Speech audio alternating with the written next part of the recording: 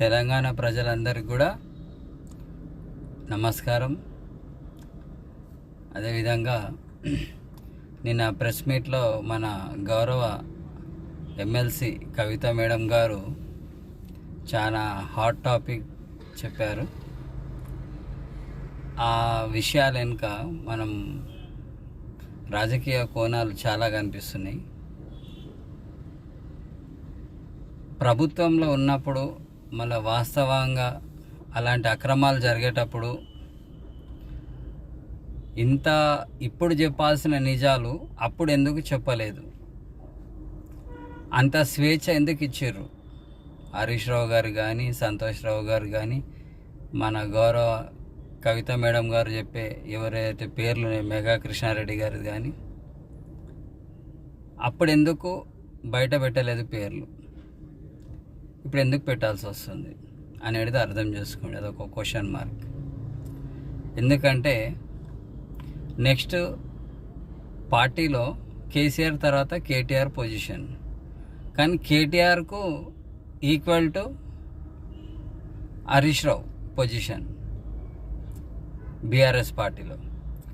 కాబట్టి హరీష్ రావు గారిని, సంతోష్ రావు గారిని టార్గెట్ చేసి ఈరోజు మాట్లాడే ఆ నిజాలని 10 సంవత్సరాలు ప్రభుత్వం ఉన్నప్పుడు ఒక్కసారన్నా మళ్ళా ప్రజలకు తెలిసే విధంగా ఇట్లా ప్రెస్ మీట్ పెట్టి వీళ్ళు ఇలా చేస్తున్నారు అని అప్పుడే చెప్పింటే విషయం ఇంత దూరం వచ్చేది కాదు కదా అని మా ఆలోచన.